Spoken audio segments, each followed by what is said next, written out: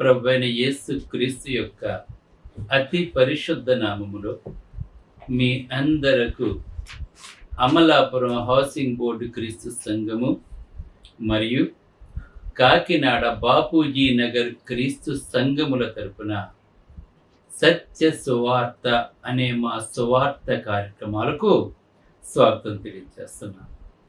ఈవేళ ధ్యానాంశం ఏంటంటే let God be in your.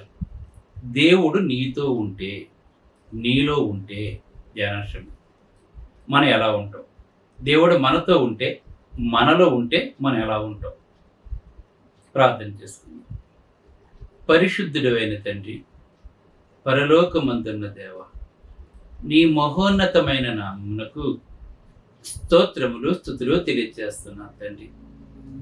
మరికొన్ని సత్యమైన సంగతులను వివరిస్తూ ఉండగా వాక్యమనే అద్దములో తండ్రి మేమందరము కూడా మమ్మల్ని మేము చూసుకోవాలి. అప్పుడు మేము కరెక్టా కాదని తెలుస్తూ ఉంటుంది. ఈ వాక్యం అందరికీ ఉపయోగపడేలాగా, ఈ వాక్యం అందరూ వారు అన్వయించుకుని నేను ఇలా ఉన్నానా లేదా, దేవుడు నాతో ఉంటే ఎలా ఉంటాను అని తెలుసుకోవడానికి ప్రసంగం సహాయపడేలా చేయమని వినయపూర్వకంగా యేసు క్రీస్తు యొక్క పరిశుద్ధ నామములో ఈ ప్రార్థన చేయుచున్నాను తండ్రి, ఆమేన్. ధ్యానాంశం ఏంటంటే let God be in your. దేవుడు నీలో ఉంటే, నీతో ఉంటే. 5 పాయింట్స్ నేను మీకు తెలియజేస్తున్నాను. ఇవి మీలో ఉన్నాయా లేవా, ఇలాగ మీరు ఉన్నారా లేదా మీరు తెలుసుకోండి ఫస్ట్. ఈ ప్రకారంగా కనుక మీరు ఉన్నట్లయితే దేవుడు మీతో ఉన్నట్లు లెక్క, మీరు దేవునితో ఉన్నట్లు లెక్క. ఈ 5 పాయింట్లో ఏ ఒక్కటి మీలో లేకపోయినా మీలో దేవుడు లేనట్లే. ద ఫస్ట్ పాయింట్ ఏంటంటే let God be in your mind. దేవుడు నీ మనసులో ఉన్నట్లయితే నువ్వు ఎలా ఉంటావు? దేవుడు నీ మనసులో గనుక ఉన్నట్లయితే let God be in your mind so that you do the right things. అంటే నువ్వు ఎప్పుడూ కూడా మంచివే చేస్తావు, మంచి మార్గాన్ని ఎన్నుకుంటావు. దేవుడు నీతో ఉంటే నువ్వు మంచి వైపే పయనిస్తావు, చెడును అసహించుకుంటావు. ఫస్ట్ పాయింట్ ఇది. దేవుడు నీతో ఉంటే, దేవుడు మనతో ఉంటే, మనలో ఉంటే మంచి మాత్రమే మనం చేస్తాం. మనం చెడు అస్సలు మనం చేయం. నీవు చెడు చేస్తున్నావు అంటే నీ మనసులో దేవునికి స్థానం లేదు. అందుకే let God be in your mind so that you do the right things. అన్నీ కూడా మంచి పనులే చేస్తావు తప్ప చెడ్డ ఒక్కడు కూడా నువ్వు చేయి. First point. ఇక రెండో పాయింట్ ఏంటంటే let God be in your mouth. దేవుడు నీలో ఉంటే నీ నోరు ఎలా ఉంటుంది, ఎటువంటి మాటలు మాట్లాడుతుంది మనం తెలుసుకోవాలి. ఎందుకంటే ఇవన్నీ కూడా మనం తెలుసుకోవాలి. మనం దేవుడిని మనసులో ఉంటే మంచి చేస్తావు. రెండో పాయింట్ ఏంటి? Let God be in your mouth so that you speak kind words. నువ్వు ఎప్పుడు కూడా దయగలిగిన మాటలే మాట్లాడతావు. పౌరుషంగా మాట్లాడవు, కాని మాటలు మాట్లాడవు. యేసుప్రభు చూడండి, ఎప్పుడు కూడా ఆయన దయ కలిగిన మాటలే మాట్లాడారు. నాకు ఇష్టమే నువ్వు శుద్ధుడు కమ్ము. ఎవరొచ్చినా సరే ఆయన దయగానే మాట్లాడాడు తప్ప పాపం చేసిన స్త్రీని కూడా అందరూ దూషిస్తూ ఉంటే, చంపడానికి వస్తే అమ్మా నిన్ను ఎవరు ఏమీ చేయలేదా, ప్రతి మాటలో దయ కనిపించింది యేసుప్రభు వారి మాటలో. ఈ జనులు కాపరి లేని గొర్రెల వలె ఉన్నారని ఆయన వారిపై కనికరపడనుందండి. అక్కడ గమనించండి. అంటే దయ చూపిస్తున్నాడు. నశించిపోతుంటే అయ్యో వీడు నశించిపోతున్నాడు, నశించిపోకూడదు, ఎలాగైనా సరే రక్షించబడాలి. దయ చూపించాడండి. అయ్యో నేటికి 3 దినాలు అయిపోయిందే, వారు ఇక్కడికి వచ్చి వారు మార్గ మధ్యలో సొమ్మిసిల్లిపోతారు. వారికి ఆహారం పెట్టాలి. దయగల మాటలే తప్ప ఆయన పౌరుషంగా కానీ మాట్లాడటం కానీ, పొల్లవిరుపు మాటలు మాట్లాడటం కానీ, దెప్పి పొడుపు మాటలు మాట్లాడటం కానీ, ఒకళ్ళని వంక పెట్టి మాట్లాడటం కానీ, ఎదుటివాడికి కోపం వచ్చినట్టు మాట్లాడటం కానీ, లేని మాట పలకటం కానీ యేసు ప్రభువారు ఎప్పుడూ కూడా ఎక్కడా కూడా చేయలేదు. గమనించండి. దయ చూపించాడు ఆయన ఎప్పుడు. అందుకే దేవుడు నీలో ఉంటే నీ నోరు ఎప్పుడూ కూడా దయ కలిగిన మాటలను మాత్రమే మాట్లాడుతుంది. మరి కొంతమంది చూడండి, ఎప్పుడు ప్రతివాడి మీదకి గొడవకు వెళ్ళిపోతాడు. నోటికి ఏదొస్తే అది మాట్లాడతాడు. ఎదుటి వ్యక్తి హర్ట్ అవుతారని కూడా చూడండి. కనుక మనమైతే ఇలా ఉండకూడదు. ఇది 2వ పాయింట్. 3వ పాయింట్ ఏంటంటే, let God be in your eyes. అంటే దేవుడు నీలో ఉంటే నీ చూపు ఎలా ఉంటుంది? Let God be in your eyes so that you see the beauty of God's world.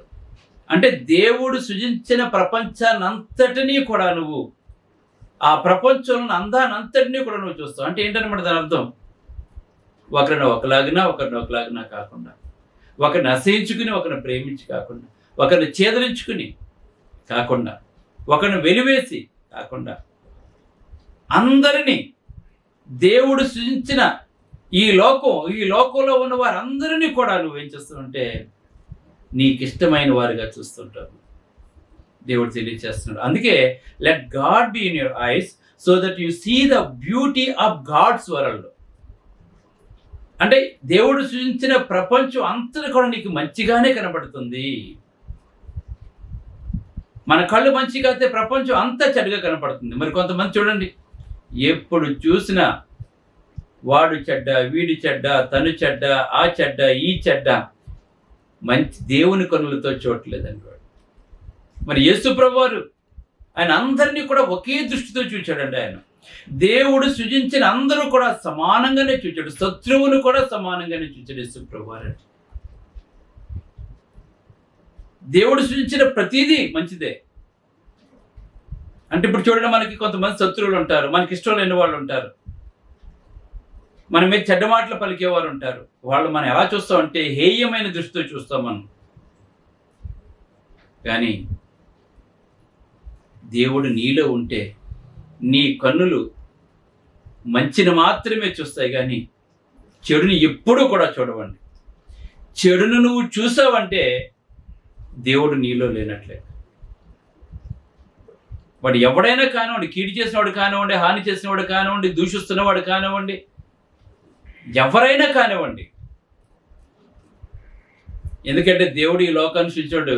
మొదటి రోజు చూసి మంచిదన్నాడు, 2వ రోజు చూసి మంచిదన్నాడు, 6 రోజులు కూడా మంచిదని చెప్పాడు తప్ప చెడు అని లేదండి. మనము కూడా దేవుడు ఎలాగైతే ఆయన సృజించింది మంచిగా చూశాడో మనము కూడా అలా మంచిగా చూస్తుంది. 3వ పాయింట్. ఇక 4వ పాయింట్ ఏంటంటే, let God be in our hands so that you help those in need. దేవుడు నీలో ఉంటే గనక నీ రెక్కల కష్టార్జితాన్ని నువ్వు అనుభవించడమే కాకుండా నీ చేతులతో అనేక మంది అవసరతలో ఉన్న వారికి సహాయం చేస్తాను. యేసుప్రభు వారి దగ్గరికి అనేక మంది వచ్చారు. కుంటివారు వచ్చారు, గుడ్డివారు వచ్చారు, కుష్టివ్యాధి గల వారు వచ్చారు, చనిపోయిన బ్రతికించమని వచ్చారు, పక్షవాయు గల వారు వచ్చారు, తిరస్కరింపబడిన వారు వచ్చారు, వెలివేయబడిన వారు కూడా ఆయన ఎలా ప్రవర్తించండి, అందరికీ సహాయం చేశారండి. ఆయన సమరస్త్రీని అందరూ వెలివేశారండి. ఆవిడతో మాట్లాడాడు. యూదులు మాట్లాడారు, రబ్బీలు అసలు మాట్లాడారు, వెళ్ళి మాట్లాడాడండి. ఆమెకు సువార్తను పాటించాడు. ఆమె దేవుని గురించి తెలియజేశారండి. సహాయం చేశాడు. అందరూ వెలివేస్తే ఆమెకు జీవజలాలు ఇస్తానమ్మా అని చెప్పన్నాడండి. కుష్ఠవ్యాధి గలవాడిని బాగు చేశాడు. అందరికీ కూడా ఎవరైతే అక్కర్లో ఉన్నారో, ఎవరైతే యేసు ప్రభువుని ఏం అడిగినా కూడా నాకు ఇష్టమే, నువ్వు శుద్ధుడిగా కమ్ము, ప్రభువా నీకు ఇష్టమైతే నువ్వు శుద్ధుడిగా చేస్తావా, నువ్వు చూపు పొందమని చెప్పాడు. ఇలాగే మనము కూడా దేవుడు మనలో ఉంటే మనం ఎప్పుడూ కూడా మనం మన చేతులు ఎప్పుడూ కూడా అవస్థలో ఉన్న వాళ్ళకి సహాయం చేస్తుంటే, ఉండగా లేదని అన్నాం మనం, రేపు రాని అన్నాం మనం, ఉన్న దాంట్లో సహాయం చేస్తాం. ఇది క్రీస్తు మనసు, క్రీస్తు నీలో ఉంటే. ఇంకా లాస్ట్ ఏంటంటే, let God be in your heart. దేవుడు గనక నీ హృదయంలో ఉన్నట్లయితే, దేవుడు నీ హృదయంలో ఉన్నట్లయితే, so that you preaching the word of God. ఈ ప్రపంచం అందరికీ సువార్తను పాటిస్తాను, అందరూ రక్షించబడాలి, పరలోక రాజ్యవాసిగా ఉండాలని కోరుకుంటుంటాం. ప్రభువైన యేసుక్రీస్తు పరలోకానికి వెళ్ళిపోయే ముందు శిష్యులకు ఏమైతే ప్రధానమైన ద గ్రేట్ కమాండ్, మీరు సర్వ సృష్టికి వెళ్ళి సువార్తను ప్రకటించమన్నాడు కనుక, ఆ సువార్తను ప్రకటించే భారాన్ని నువ్వు నీ మీద వేసుకుంటావు. నీ చుట్టూ నశించిపోతున్న అనేక మందికి నువ్వు సువార్తను ప్రకటిస్తావు. ఈ 5 లక్షణాలు కనుక నీలో ఉంటే క్రీస్తు నీలో ఉన్నట్టు.